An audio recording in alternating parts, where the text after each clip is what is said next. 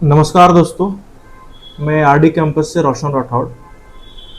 आज SSC exams के regarding जो बच्चे तैयारी कर रहे हैं या तैयारी करने वाले हैं या करने जा रहे हैं, उन बच्चों को एसएससी एग्ज़ाम्स के बारे में इंफॉर्मेशन देने जा रहा हूं।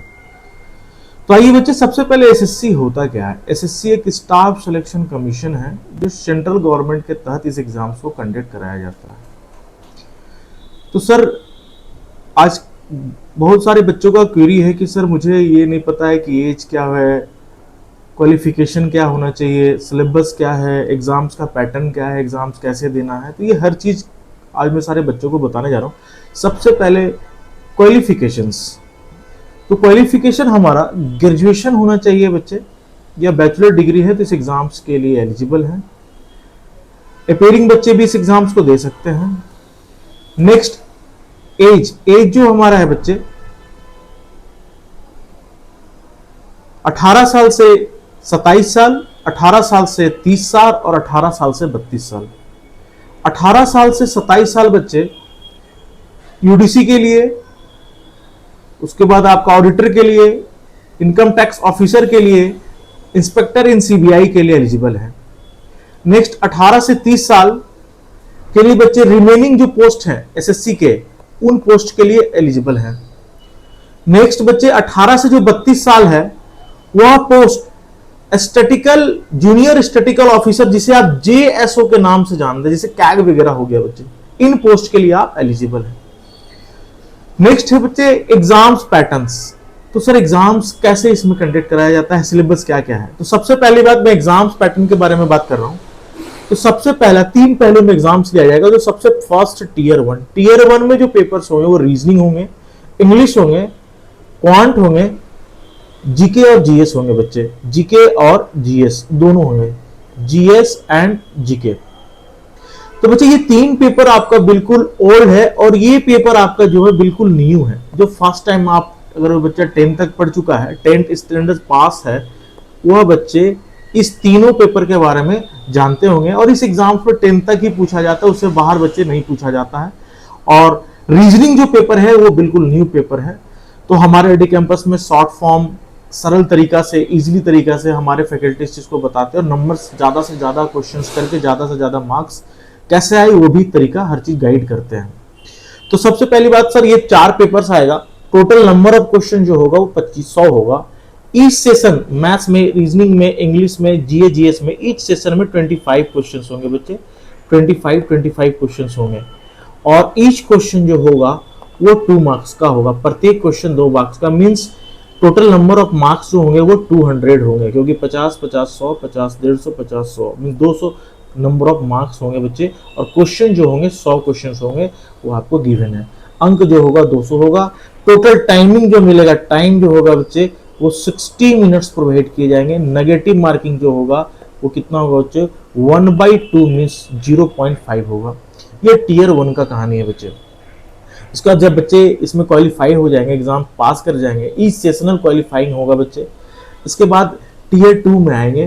टीयर 2 में जो पेपर्स होंगे वो mod 1, mod 2, mod 3 means mathematics और इंग्लिश, मैथमेटिक्स और रीजनिंग का एक होगा, जो बच्चे 1 आवर का क्वेश्चन होगा। 1 घंटे टाइमिंग आपको मिलेंगे। और जो क्वेश्चन होंगे वो 30 क्वेश्चन इसमें होंगे, 30 क्वेश्चन इसमें होंगे। नंबर ऑफ टोटल क्वेश्चन जो होंगे मैथ और रीजनिंग का 60 होंगे। और ईच क्वेश्चन जो होगा 3 मार्क्स का, मींस 180 क्वेश्चन होगा मैथ और रीजनिंग का। और आपको टाइमिंग जो प्रोवाइड किया जाएगा वो 1 आवर दिया जाएगा। उसके 1 आवर के बाद जो पेपर्स होंगे वो आपका पहला पेपर खत्म होने के बाद, मींस मैथ्स और रीजनिंग खत्म होने के बाद, जो क्लोज होने के बाद जो पेपर होगा वो इंग्लिश और जीके होगा बच्चे। इंग्लिश में जो क्वेश्चंस होंगे 45 क्वेश्चंस होंगे, और जीके में जो क्वेश्चंस होगा 25 क्वेश्चंस होगा। मींस टोटल क्वेश्चन जो होगा वो 70 क्वेश्चंस होगा। टोटल क्वेश्चन जो होगा वो 70 क्वेश्चंस होगा बच्चे। टोटल क्वेश्चन जो होगा वो 70 क्वेश्चंस होगा। और 70 क्वेश्चन जो होगा, और ईच क्वेश्चन 3 मार्क्स का, मींस 210 क्वेश्चंस होंगे इंग्लिश और जीके से। उसके बाद जो पेपर्स होने वाला है, ये जो होगा, ये भी नेक्स्ट जो सेशन होंगे, ये इंग्लिश और जीके वाला, वो भी 1 घंटे का, मींस मैथ और रीजनिंग 1 घंटे का, और इंग्लिश और जीके 1 घंटे, मींस 2 घंटे का।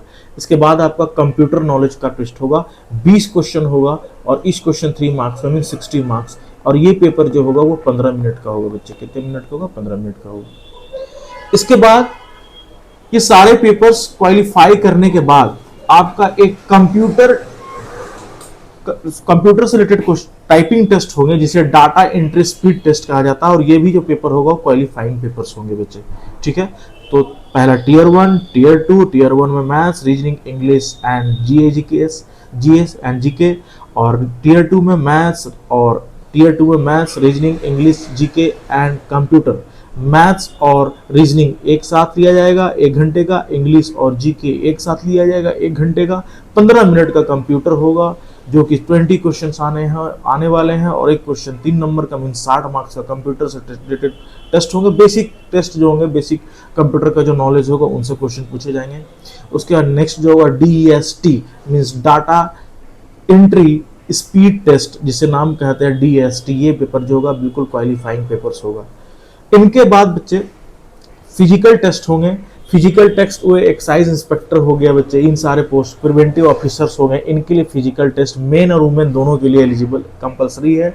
हाइट इसमें 5.7 मेन के लिए चाहिए, वुमेन के लिए जो है 5 साइज चाहिए, और आपके नॉर्थ ईस्ट के जो स्टेट्स है जैसे गुरखा वगैरह हो गए, इनके लिए 5 सेंटीमीटर 0.5 का जो छूट दिया गया है। तो ठीक है, तो इन पोस्ट के लिए आपका फिजिकल टेस्ट होगा।